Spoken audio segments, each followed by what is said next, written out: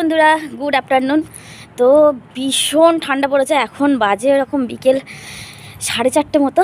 তো ছাদে এসেছি জামা কাপড় তুলতে। আজকে কত জামা কাপড় কেচেছি তোমরা দেখো একটুখানি।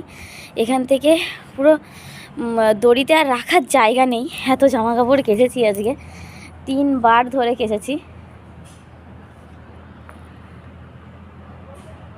লোকজনের জামা কাপড় মেলা ছিল, হ্যাঁ। তো এখানে আর দড়িতে আর জায়গা ছিল না, সেই জন্য আবার কি করেছি, ব্যালকনির যে ছোটো দড়িটা ছিল সেই ছোটো দড়িতেও মেলে দিয়েছি কিছু জামা কাপড়। তো সবগুলো তো শুকিয়েছে বলে মনেও হচ্ছে না, এখন তুলে নিতে এসেছি, কারণ সন্ধে সন্ধে হয়ে যাচ্ছে, ওই কারণে তুলতে এসেছি।